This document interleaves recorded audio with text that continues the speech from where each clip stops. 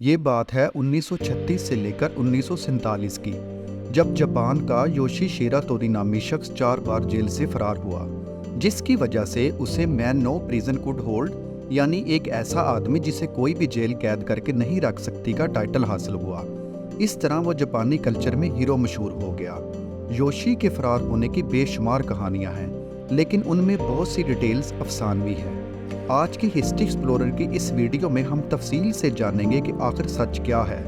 नाजरीन, योशी 31 जुलाई 1907 में जापान में पैदा हुआ। योशी रूस में क्रैब्स पकड़ने वाला फिशरमैन था और कई बार जॉब्स बदलने और थोड़ी सी कामयाबी हासिल होने के बाद योशी ने जुए यानी गैम्बलिंग का रुख किया।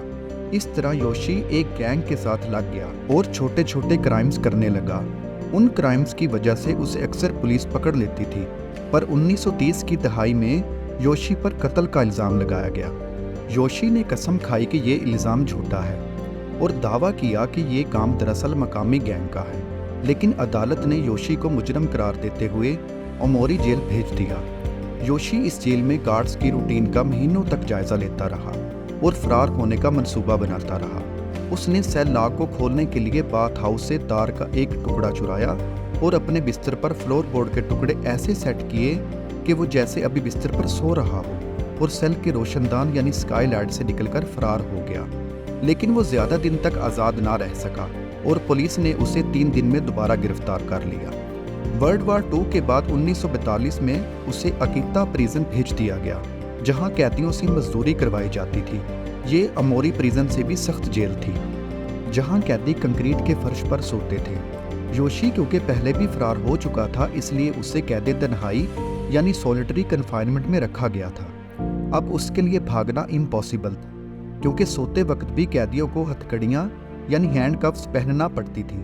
लेकिन योशी ने फिर भी फरार होने का रास्ता तलाश कर लिया। हर रात वो दीवारों को तराशता और आहिस्ता आहिस्ता दीवारों पर चढ़ने में कामयाब हो गया। उसने देखा कि रोशनदान की सलाखें जंग आलूद हैं। वो हर रात दीवार पर चढ़ता और रोशनदान की सलाखों को ढीला करता। आखिरकार वो एक रात रोशनदान को खोलने में कामयाब हो गया। वो जानता था कि अगर वो छत से भागेगा तो जेल के गार्ड उसे पकड़ लेंगे, लिहाजा वो तूफानी रात का इंतजार करने लगा।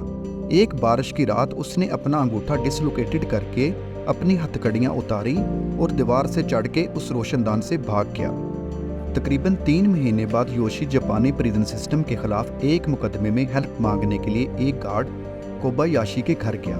ये वाहिद गार्ड था जो अकीता जेल में योशी के साथ प्यार से पेश आता था, मगर उस गार्ड ने भी योशी को धोखा दिया और योशी अभी बाथरूम में ही था कि गार्ड ने पुलिस को बुला लिया और उसे फिर से गिरफ्तार करके वापस जेल भेज दिया गया। 1943 की सर्दियों में योशी को नॉर्दर्न होकाइडो की अबाशरी जेल में ट्रांसफ़र किया गया। उसे शदीद सर्दी में पतले कपड़ों में खुली कोठड़ी में डाल दिया गया और गार्ड्स को कहा गया कि वो जब भी खड़ा होने की कोशिश करे उसे मारा जाए, और ऐसा ही होता था। जब जब योशी खड़ा होने की कोशिश करता तो गार्ड्स उसे मारते थे। गुस्से में आकर योशी ने एक बार फिर से जेल से फरार होने का इरादा किया।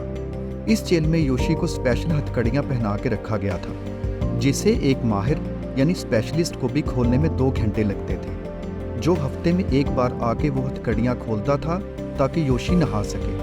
मगर योशी खाना खाते वक्त सूप हमेशा हथकड़ियों पे गिरा देता था। इस तरह वक्त गुजरने के साथ साथ हथकड़ियाँ जंग आलूद हो गई। आखिरकार 26 अगस्त 1944 को योशी ने वो हथकड़ियाँ तोड़ दी और अपने दोनों कंधे डिसलोकेटेड करके वो सेल के तंग दरवाजे से निकलकर भाग गया। योशी इसके बाद 2 साल तक पहाड़ों की एक कान में रहने के बाद करीबी गांव में गया, जहां खेत से एक किसान ने योशी को टमाटर चोरी करते पकड़ लिया और योशी ने किसान को चाकू के वार करके मार डाला, और इस तरह योशी को पुलिस ने एक बार फिर से पकड़ लिया। योशी का कहना था कि ये कत्ल उसने खुद को बचाने के लिए यानी सेल्फ डिफेंस में किया है, लेकिन योशी अब अखबारों की हेडलाइन बन गया था। उसके पिछले फरार होने और किसान के कत्ल के जुर्म में साप्पोरो डिस्ट्रिक्ट कोर्ट ने उसे मौत की सज़ा सुनाई। योशी को साप्पोरो जेल में एक खास तौर पर बनाए गए सेल में रखा गया था, जिसकी दीवारें बहुत ऊंची थी। यही वजह थी कि साप्पोरो जेल के गार्ड्स योशी को हथकड़ियाँ लगाने की जहमत गवारा नहीं करते थे। 1947 में योशी ने सूप के प्यालों से अपने सेल में से सुरंग बनाई और इस सुरंग से रेंगते हुए फिर जेल से फरार हो गया। कहा जाता है कि फरार होने के 1 साल बाद योशी को एक पार्क में पुलिस ऑफिसर ने सिगरेट पेश की और उसकी मेहरबानी से मुतासर होकर योशी ने इतराफ़ किया कि वो जेल से फरार होने वाला मुजरिम था। इस तरह योशी को उस पुलिस ऑफिसर ने दोबारा गिरफ्तार कर लिया। सप्पोरो हाई कोर्ट ने उस केस का जायज़ा लिया और फैसला किया कि योशी ने किसान को अपनी जान बचाने के लिए मारा था और अपने फरार होने के दौरान उसने किसी भी गार्ड को ज़ख्मी या कत्ल नहीं किया था। इसलिए अदालत ने योशी की सज़ाए मौत को मंसूख करते हुए 20 साल कैद की सज़ा सुनाई। योशी को 14 साल टोक्यो की फोजो जेल में गुजारने के बाद 1961 में अच्छे बिहेवियर की बुनियाद पर आखिरकार रिहा कर दिया गया। 1979 में 71 साल की उम्र में दिल का दौरा पड़ने से योशी इस दुनिया से ही फरार हो गया, यानी उसकी मौत हो गई। ये थी हिस्ट्री एक्सप्लोरर में आज की सच्ची कहानी। अगर आपको हमारी वीडियो अच्छी लगी है तो हमारे चैनल को लाइक, शेयर और सब्सक्राइब करना ना भूलिएगा। Thank you for watching.